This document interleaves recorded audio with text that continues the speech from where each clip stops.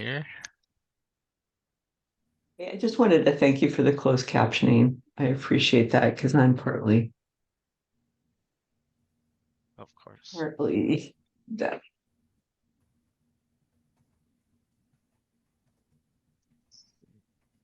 Okay, Matt, or Michelle, we're ready to go whenever you'd like to begin. All right. Good morning, everyone. Hope you had a great and restful and happy holiday break. Welcome back for the next couple of weeks. We're thrilled to have you. And as always, we ask you can put your name and affiliation in the chat. I believe today is going to be a roundtable discussion. So we want to leave a lot of time for a wonderful discussion, but I'll pass it to Matt Bogosian first, our ED, to provide some updates. Cool. Thanks, Michelle, and good morning, everyone. Happy Thanksgiving. So much to be grateful for sure, including working with you all, bottom up, making smarter products that solve problems in the manufacturing sector. So as for those that are new, as Michelle said, I'm the Executive Director of AMCC, Matt Bogosian, and this is our weekly 30-minute national call of manufacturing community stakeholders from regions around the country and BFFs from public, private, nonprofit sectors. AMCC is an open source collaborative partnering with the federal government as the nation's manufacturing community of practice. So you get to know folks, put your name and email, affiliation in chat, start relationships here on the call. Separately, we're in a race to strengthen American manufacturing and diversify our sector in many ways. Regionally, with all the good people that we have across the country, we have a lot of good hard work to do. So please engage and be a systems leader in doing that.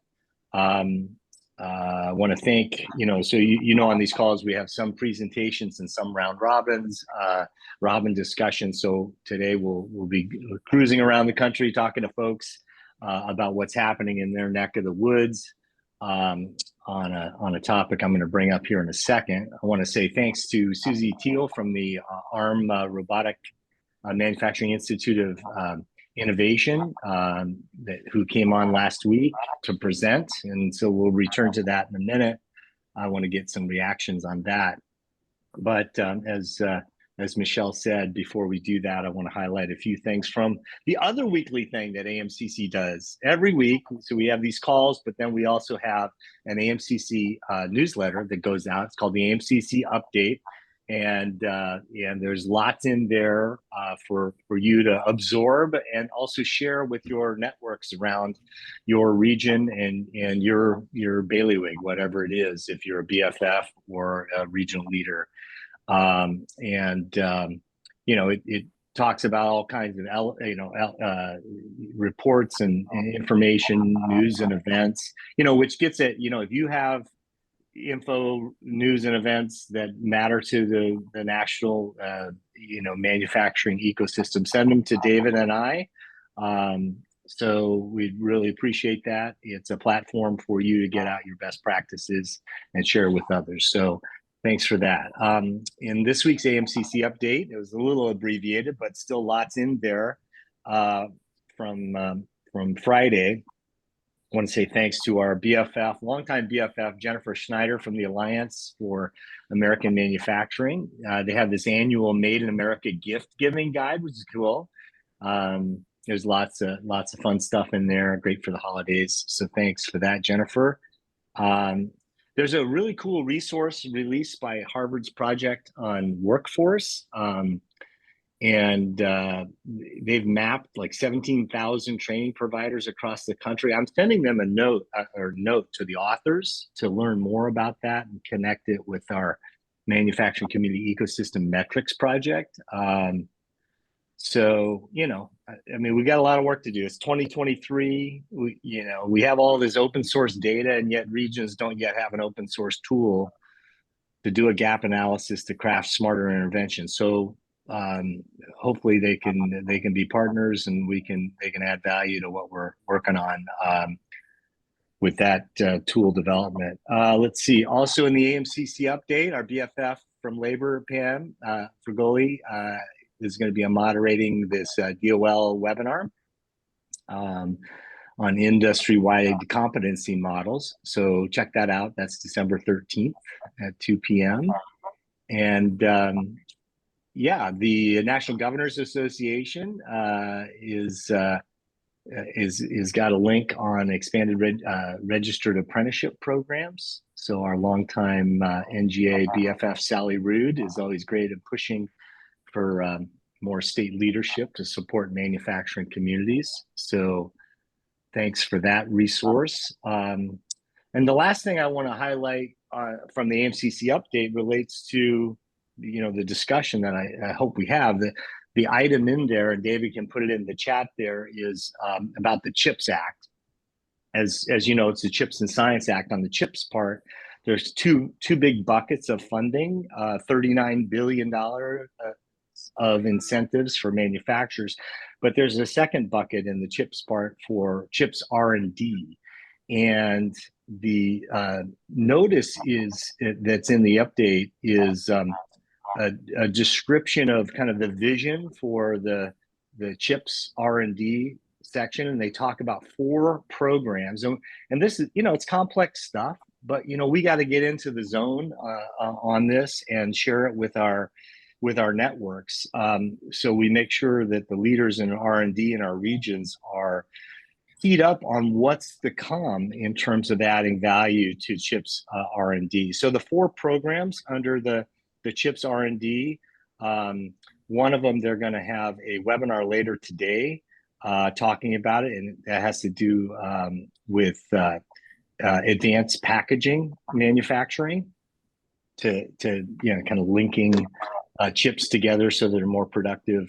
Lots there, but one of the other 4 areas they talk about is the vision document is the Manufacturing USA Institutes, which gets me back to our discussion with the ARM, the Robotics Institute, last week, and we now have 17 of these institutes. The whole institute vision, the Manufacturing USA Institutes, getting technologies embedded in the manufacturing ecosystem around the country is a work in progress. And we're in a race, and we've got to do better on it. Our longtime BFF and AMCC senior advisor Phil Singerman was at the beginning of in the federal government at the beginning of the Manufacturing USA Institute program. We've had a lot of good developments with it. We're experimenting. Thanks to DoD, we've got the Defense Manufacturing Community Support Program, which is utilizing a really interesting tactic to get regions connected to the institutes. So it's a big work in progress. I called Phil earlier today to just see if he could give us a quick nutshell on kind of how the institutes were originally set up, the vision thing, and what's your take, Phil, on where we are now in mobilizing these new technologies? So can you hear me? Yes, sir. So running the institutes have a very demanding business model. They have to generate matching funds from corporate and other sponsors in order to draw down the federal funding. I believe the current situation is they receive a modest amount of kind of overhead funding in the order of single-digit millions. But in order to carry out their R&D function, they have to generate matching funds. And some of the technologies are very, very specific, such as photonics and flexible electronics and advanced fabrics, and do not have a broad base of suppliers and users producers in the United States. Others, such as ARM, additive manufacturing,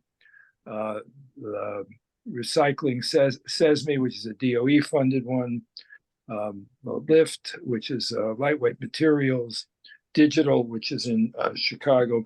Those have a greater accessibility to a broader range of organizations and small companies.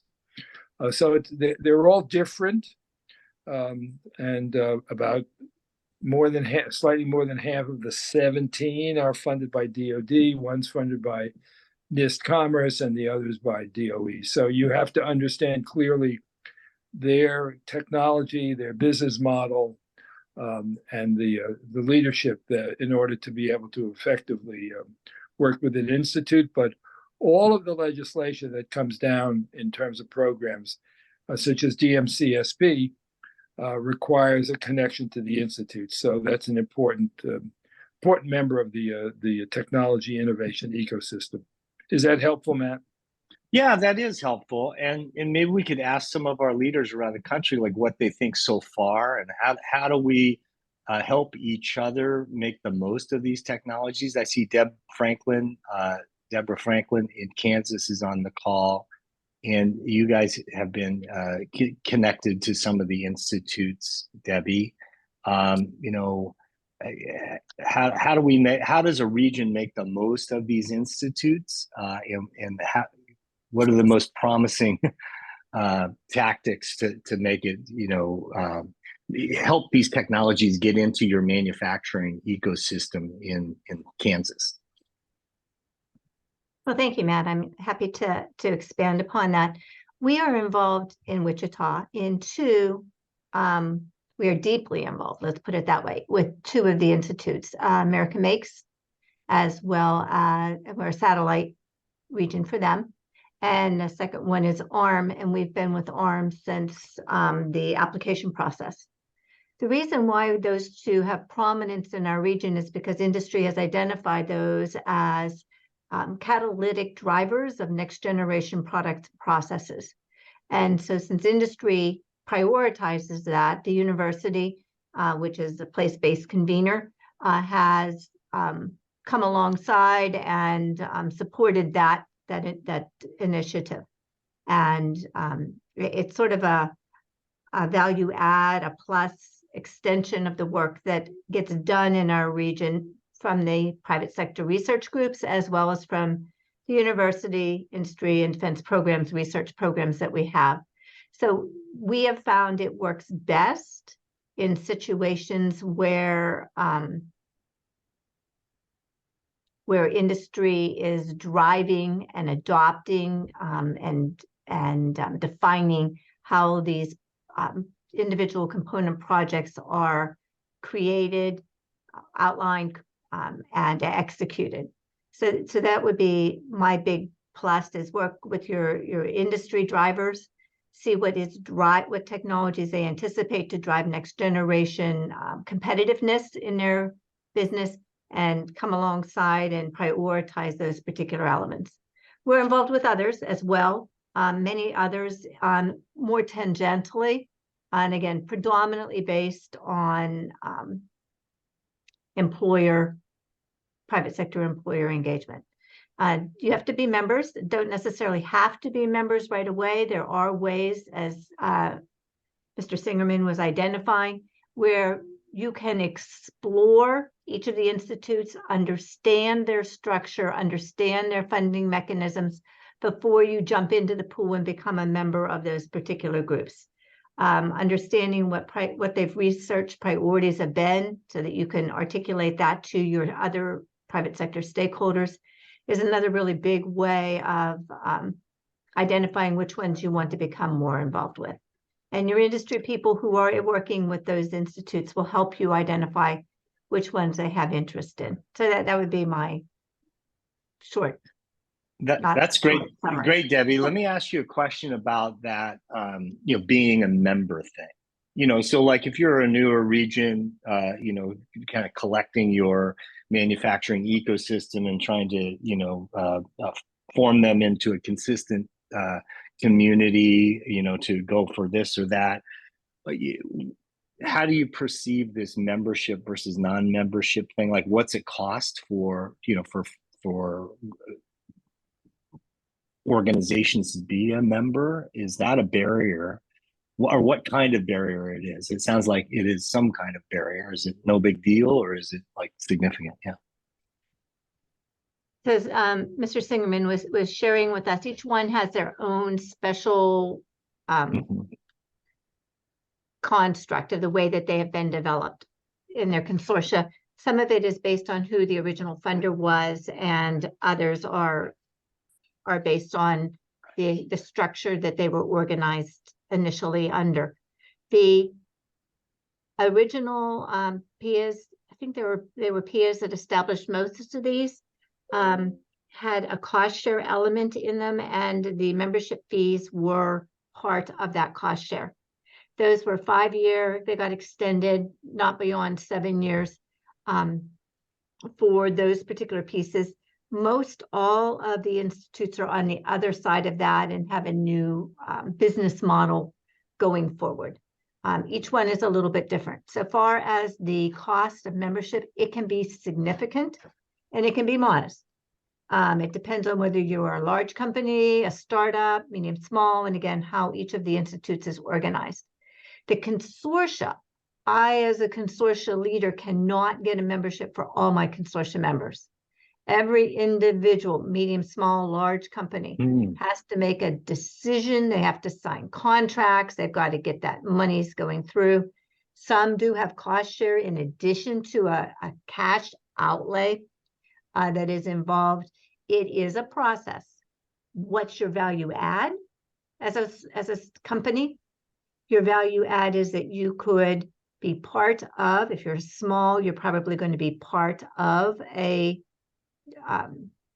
technical project. If you're big, you may have the option to lead a technical project. Everyone who's on the project gets the opportunity to help define and to drive that forward. But if cost share becomes a big deal and you're putting in, our experience has been at least 1-to-1. So for 500,000, that's $500,000 worth of cost share. It can be significant. Yeah, thank you for that, Debbie. Any other regional perspectives on maximizing the use? I think we heard from Susie last week at ARM that there are a lot of open source resources connected to the institutes. As a member, you do. But as a non-member, there are very similar to what AMCC does. There are links to other open source elements. They're good guides that direction. Great, thank you, Debbie. And so that relates back to Susie, your presentation, last week, and wanted to make sure that there's an opportunity. I don't know, Mike, I see you on there, Mike Russo. Yeah. How, if at all, are you guys engaged with the institutes? Well, I want to preface my comments. I led the private sector advisory group under the Obama administration to establish the then NMI institutes. So was involved in drafting a lot of what exists today. And I will just say that there's an additional challenge, but also opportunity. When we established the institute model, it was obviously heavily funded by the agencies, with the idea that with incremental as well as large-scale public investment, it would allow them to answer the needs of the private sector and commercial industry. Some of the institutes have done better at pulling in private sector funding, others have not. And when people ask the question, why are these institutes focused majority on, for example, a project or it's because the funding entity is for example, Department of Defense. And if they're the ones that are funding a lion's share of the activity, that's what's going to happen. So I would just encourage everyone to look at the various, and as Deborah said, institutes are somewhat different, but if there's a way to be involved, even if it's not at the full table of technology development, your voice is important, right, when it comes to that. For example, on the workforce development side, some of them are doing good work in that space, others are more silent. And that's because the commercial entities, employers, may not be at that table driving that. So I just wanted to say that. The other thing I'd say from an institute perspective, the presentation last week from ARM on the portal that they use for workforce and talent pipeline development. So we established the National Talent Hub that can be leveraged by ARM and other institutes. It's designed to do that, to help build their talent pipelines. And so if anybody's interested in learning about that, there's no cost associated. It's already been funded by the federal government. And I'll just be quiet there. No, that's great, Mike. Appreciate that. Sarah Lee, I see your hand up. Yeah, I just had a question to Debbie. What kind of FTE or resources do you have to set aside to be able to get people involved, get industries involved or manufacturers involved, and in understanding what these institutes do and what they can do for them? It's a great question, Sarah. We act as an envoy to encourage folks to reach out to the leadership of the various institutes, the ARM Institute and American Makes.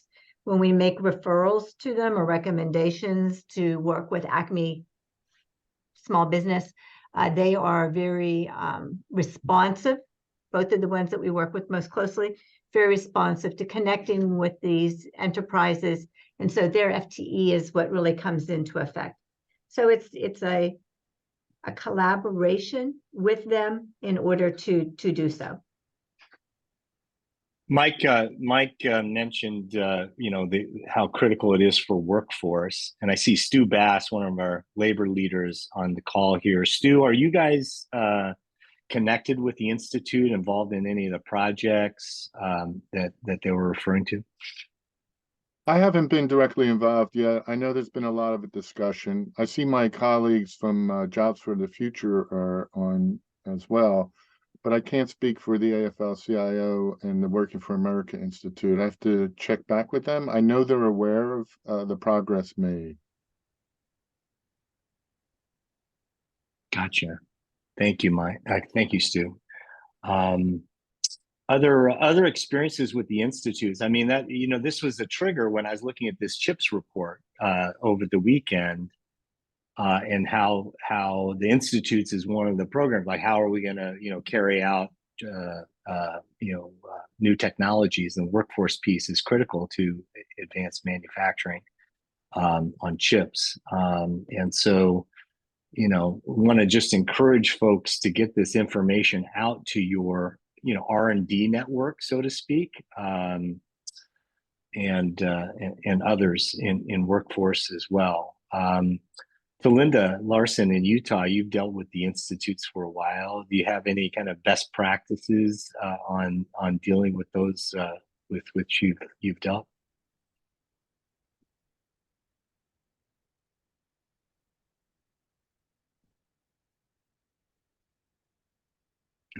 Oh, she's not coming on. Okay, I see her on the call though.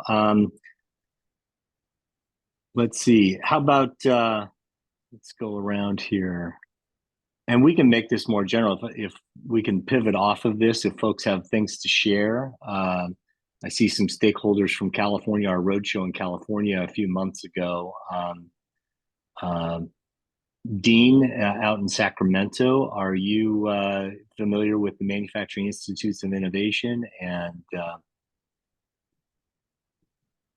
we haven't had any engagement with the Manufacturing Institutes in California. I think the closest one is in San Jose, the Flex, which is around electronics manufacturing. Starting to look at it as an opportunity here locally, especially as it concerns the recent Bosch has moved into Northern California and is making a substantial investment in the region, and then trying to coalesce Bosch with some of the smaller regional partners here as well. So we're still kind of in a waiting game with Bosch as they establish their presence here in California. No, thanks, Dean. And that gets at something that we've learned, and this is, somewhat anecdotal, from our trips around the country and our engagement with the institutes, is that many of the institutes are located at in a particular, geographic location. Susie and ARM is in Pittsburgh area, but each of the institutes are working on trying to advance those technologies everywhere in the country. But lots of early activity, it seems to us, has happened right in the regions where they happen to be situated. So Dean is talking about NextFlex. Its status, Right. its location is in San Jose, but it's a technology that's supposed to be shared across the country. Despite that mission, a lot of the early work has through my lens anyway, happened in the regions around where they are located. And so Susie, you're still on the call. I see you there. How is ARM dealing with that issue as one example institute of, like, you've done things in the region for sure because you have stakeholders there you see face to face, but getting the robotics technology to stakeholders across the nation is part of the mission. How is that going, and how do you think that the institutes in general can do that better? So, hi everyone. It's a great question, Matt, and it's somewhat complicated because of all the factors that we heard about the way that the age of the institutes, how broad or narrow their focus is, and how they're funded. So unfortunately, none of these are an easy answer. We're not cookie cutter in any sense of the perspective. And some of us have some challenges, again, based even upon who our funding partner is and what restrictions we may or may not have relative to our funding partner. So for instance, ARM is a DoD institute, and we may have different restrictions than, say, a DOE institute in terms of how we can use the funding or how to make it available. But in general, you get access to the intellectual property that has been created as a result of the funding by becoming a consortium member. Like as Debbie talked about, she's a member of 2 consortiums, so she has access to all the intellectual property that's been created that is made available to the consortium. Sometimes there are what we call directed projects where someone may come in, whether it's a corporate partner or a government sponsor, and you do work just for them. I think the key is that no institute is funded at a level where we can just operate. We spend a lot of time looking for extra funding, and so there are restrictions based upon who that funding source is, of how you can use that funding. And honestly, it's become a very complex situation for institutes.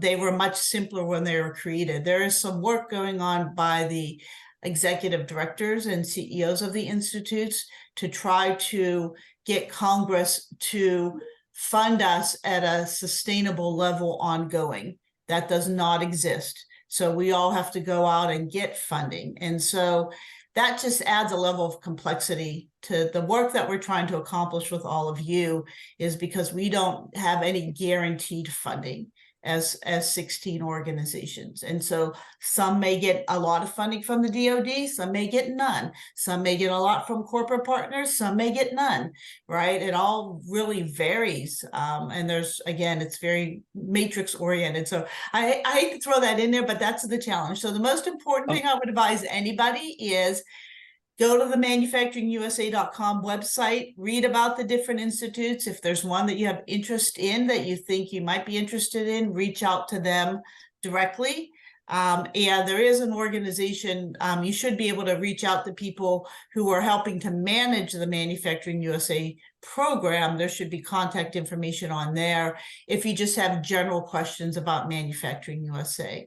But as Debbie stated and others have stated, every model is different based upon the length, our lifespan, right? We're one of the newer institutes. We're 7 years old, but there's a lot of institutes that are 10 plus years old now, right? Great. Thank you, Susie. Yeah, no, appreciate giving that rundown. And we've got to figure it out. So despite the inconsistent, funding streams to the institutes, we need these technologies in our manufacturing sector. Lisa, your hand has been up. Yeah. Hi there, thank you. I wanted to ask, since we're talking about ARM and we have this upcoming modernization challenge proposal that's due tomorrow. My question is, how does a newer or recent member of ARM connect with the right existing ARM manufacturing partners on a proposal like this? I mean, realistically, we've only had about 2 weeks since we've been members, and the proposal is due tomorrow. And one of the weeks was over a holiday. So we're actively seeking people to collaborate with on this modernization challenge proposal for IoT devices, access, unified access point, and Right. unified data layer Yeah. proposal. So Lisa, when you brought this up last week, I did ask one of my team members to reach out to you. So it sounds like she hasn't. Oh, I spoke with Kara. Okay, you did. And Great. she Okay. said, yeah, to basically mine the database and cold Right. out to people. Right. Yeah. So did you get a login to the database? Yeah, we've been in there all weekend. Okay. So unfortunately, the database is only as good as the data that people put in it, right? So you can do searches for things like sewing or stuff like that, and you can see the members come up. There's a global search. You should be able to do that. And I don't know if you've done that. But I think that's the best way. I know we're running out of time, but Okay. Yeah, we're at the top of the hour. Maybe you guys can take that offline. Much appreciated, David. We are at time. I want to respect people's time. What do we have next on the Monday call lineup there? Yeah, Matt, we've got a number of presentations coming up, beginning with a representative from the Small Business Administration who's going to be coming on this upcoming Monday to talk about their Growth Accelerator Fund competition and their Regional Innovation Cluster program, which was recently expanded. Following that, Linda Larson from the Utah Advanced Materials and Manufacturing Institute will join to talk about their state-led manufacturing modernization grant program. And then we're going to round out this year of Monday calls with the Century Foundation and the Urban Manufacturing Alliance, who are going to come on and talk about their industry and inclusion report that they just released a couple weeks back. Great. Thanks, David. And thank you all for being on. Have a good week. Look forward to the AMCC update at the end of the week. Check that out. Send us info if you think something needs to be amplified. And we'll see you next Monday. Have a good week. Thanks, everyone.